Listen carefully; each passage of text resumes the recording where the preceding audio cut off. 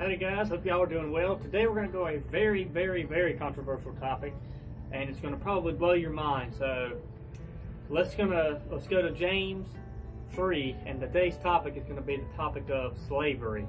Okay, so James 3:1. My brethren, be not many masters, knowing that we shall receive the greater condemnation. So don't be many masters. Okay? Now let's skip down to verse 3 and 4. Behold, we put bits in the horses' mouths, that they may obey us, and we turn about their whole body. Behold also the ships, though they be so great, and are driven with the fierce winds, yet are they turned about with a very small helm, whithersoever the governor listeth. So there you have it. Black and white in the Bible, slavery is condoned in the Bible. I mean, you can argue all you want, but you saw what I just read, right? You saw what I just read. It's talking about slavery, right? Obviously. If you're about to jump through the computer screen yelling at me, be glad that this is a joke. This has nothing to do with slavery. The reason I picked this to do here is because I wanted to pick something so outrageous to drive home the point of what bad I suggest Jesus can do when you come to the Bible. A lot of people come to the Bible and take little proof text, verses out of context, without any context at all, without anything within the scriptures to show what this verse is really talking about. They just pick it out, and you can make it and reinterpret it to about anything you want it to be. And this is just to show you how dangerous that philosophy can be. So the greatest thing we need to learn is how to not impose our own philosophies on Scripture, to allow the Scriptures to speak for itself, and to don't take little proof text out of Scripture to fit our philosophy. We need to allow the whole Bible to speak for itself, not just a passage here and there.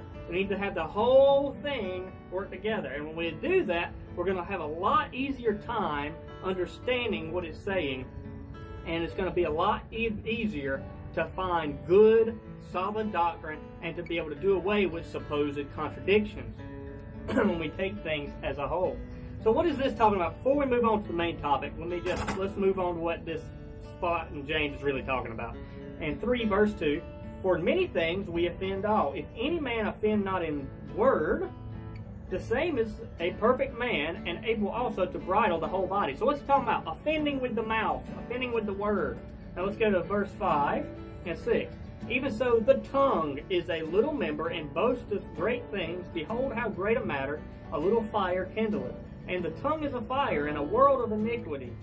So is the tongue among our members, that it defileth the whole body, and setteth on fire the course of nature, and it is set on fire of hell. So this is about bridling your tongue. It's about controlling your speech and thinking before you speak, instead of just raging and allowing terrible things to come forth out of your mouth without even thinking things through. That's what this is about. But you saw how easy it was for somebody to take a random verse and say, oh, this is applying to something totally different than what it says in the context. So today, to be able to study biblical hermeneutics, we're going to go to one of the shortest books in the Bible, the 3 John, and we're going to go through it. And what I want us to do is I want us to ask simple questions as we go along. It's questions before we start, because this is an observation key to help us better understand what the Bible is trying to say and convey. Okay, so let's go to 3 John and get ready to start asking some questions. And let's make good exegesis of the text. Good biblical interpretation. That's what exegesis means, interpretation. Okay? So, some of the questions we could ask before we even come to Scripture, okay? Who's writing this? The easiest one. This is going to be the Apostle John, probably the youngest apostle of Jesus. And at this point in his life, he is very old. And by most commentaries, he's living in Ephesus. So he's living in Asia Minor, amongst a lot of Gentile-speaking regions. Okay? Who is the recipient of the letter? Who is this gauged to? Who is John writing to? Is it to non-believers? Is it to believers? Is it to one person? Is it to many people? Because a lot of people think Scripture, every single word is meant straight for you. The whole Bible is for us, but it is not to us. For instance, if God tells Noah, go ye and build an ark, you're not going to go outside and start building an ark tomorrow. It's because that was meant for Noah to do. It's his mail. We just get to read it and understand it, okay? Not everything is telling you to do something, like in the case of Noah and the ark. A lot of stuff, a whole bunch of the Bible is geared to us, absolutely. But not everything. So just remember that when you see something like in the Old Testament, when it's talking about certain sacrifices and stuff. If you read the New Testament, you realize that that was for then. We're not living in the Old Testament times, in the Old Covenant. We're living in the New Covenant, okay? So, what's another thing we can ask, okay? Is he writing it for the whole church, just one believer, things like that? What's the reason for writing? What is the purpose of the letter? What is the point that he's trying to drive home in this letter? Okay, so let's go and jump right into it. We're going to start in verse 1. We're going to read the whole thing together. The elder unto the well-beloved Gaius, whom I love in the truth. Who's the elder? John. That's the writer. Okay, so the Apostle John. And who is he writing to? Right away. Verse 1. Gaius. Now, who is Gaius? We don't know yet. We don't know much about him yet. We got to keep reading. But we can ascertain a couple things. Gaius is a Greek name, which means he is probably a Gentile. Okay?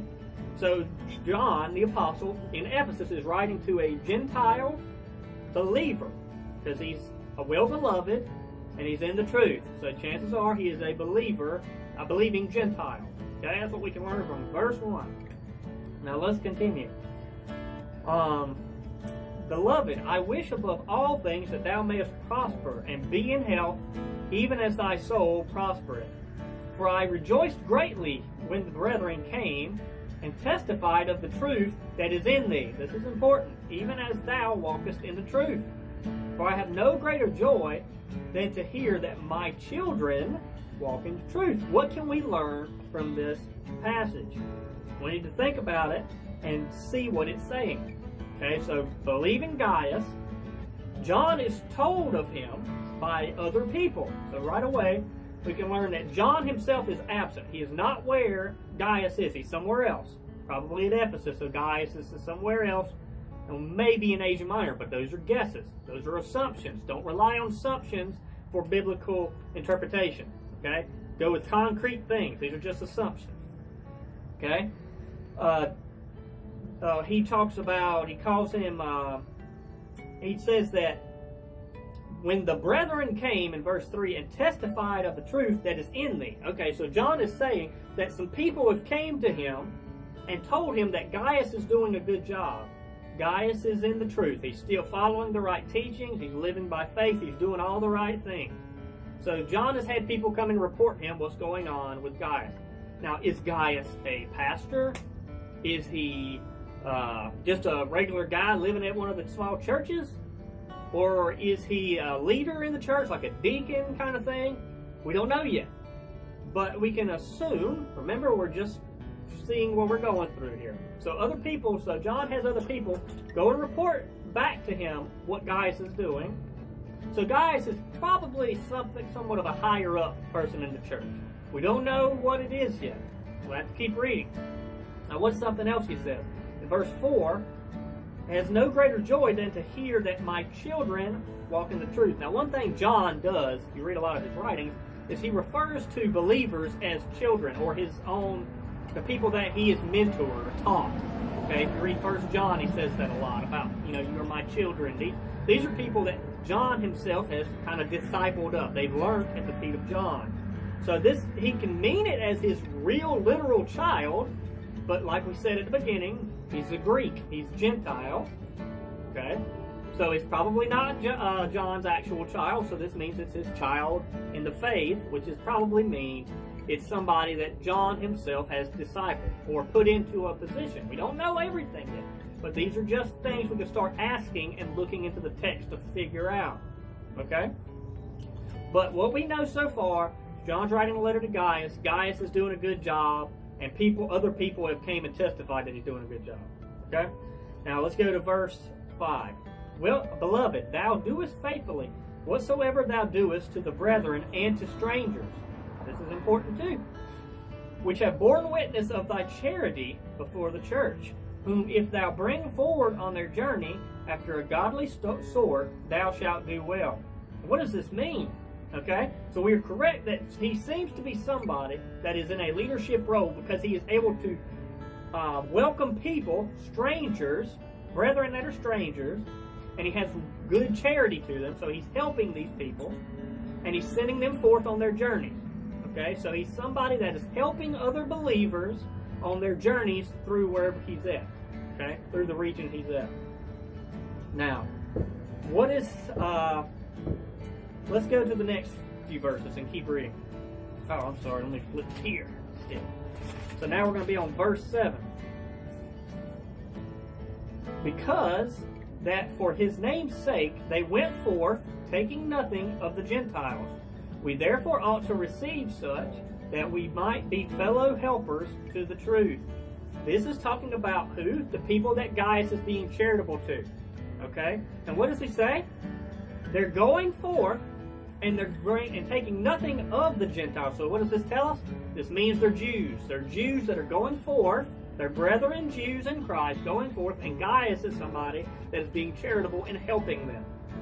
Okay, you see all the things we can learn when we slow down, take every verse of what it says, and examine it.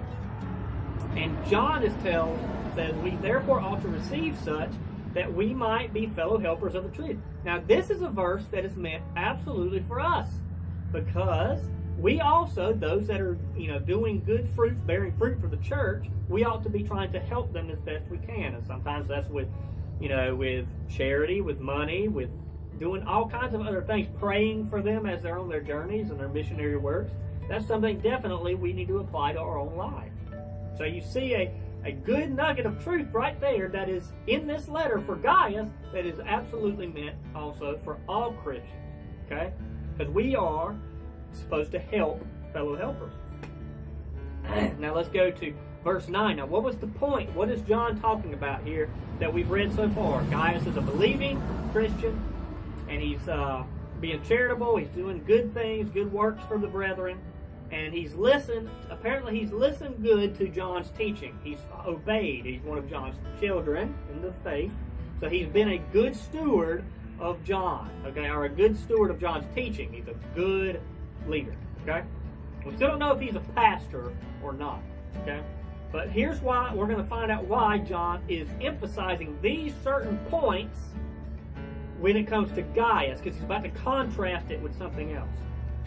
I wrote unto the church, but Diotrephes, who loveth to have the preeminence among them, receiveth us not.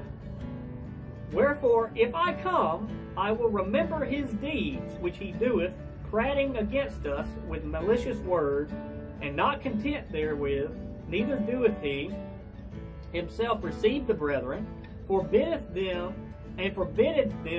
that would, and casteth them out of the church. Okay, so now John's switched gears. He's not talking about Gaius. He's talking about a guy named Diotrephes. Okay, and he's not a good disciple. He's somebody that John has tried to get in touch with, tried to write to, and he has not listened.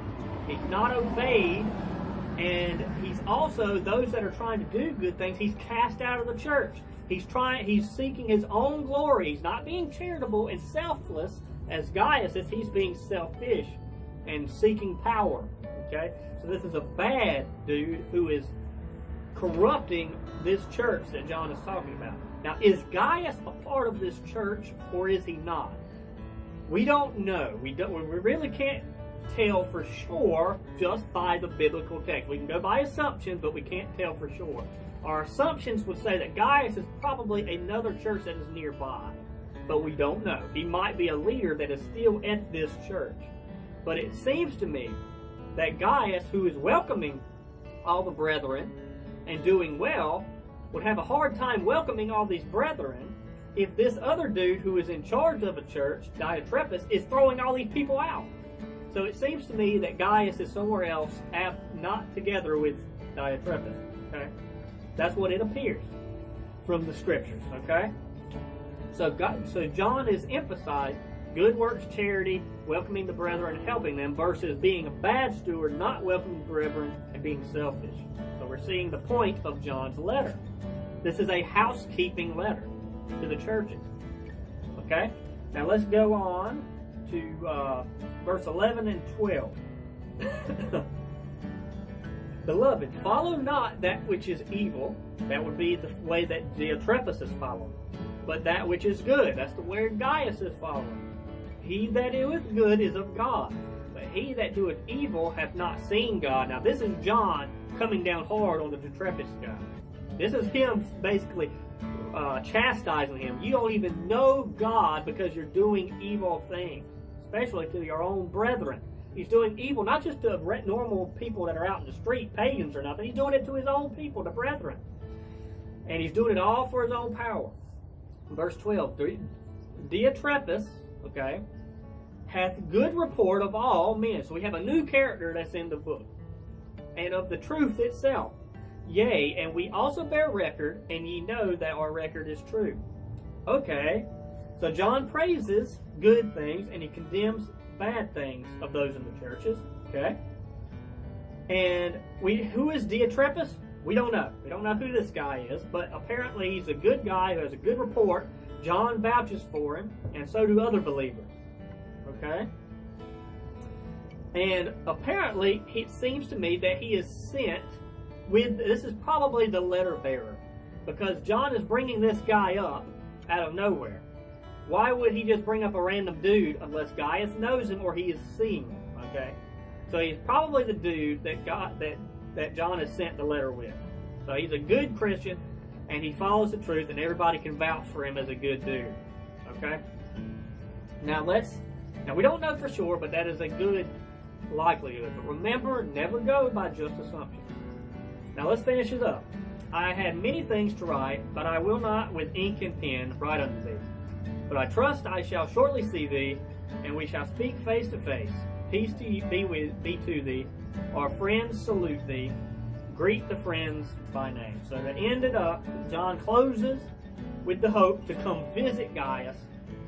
And if you remember earlier in the book, when he's talking about, he mentions earlier hoping to come to, I believe he mentioned going to the bad character's church too. I can't remember for sure, but we won't get hung up on that. But John, in the end, he's talking about he wishes to come see Gaius face to face and speak with him again. Okay?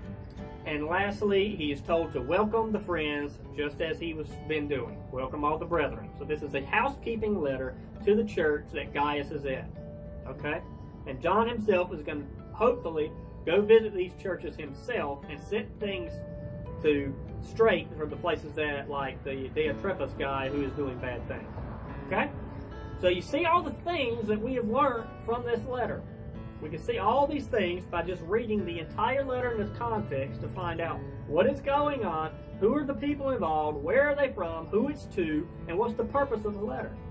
Then we can come to the scriptures, so instead of taking a random verse out of it and thinking our own philosophy on it, now we know the whole thing of what it's talking about. So when you come to a verse that is hard to understand or you're not sure about, we can take it with the whole of Scripture to be able to make a good exegetical interpretation.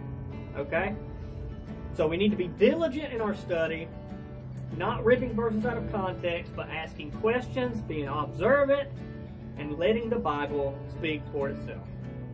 So I hope this was interesting. I hope this was edifying to help us all be able to come to a better understanding of Scripture, and to know that everybody can make good exegetical interpretations when we come through it by letting the Bible speak for itself and not letting us try to speak for the Bible. But thank you guys so much for listening. I hope it was a blessing, and God bless, and I'll catch y'all next time.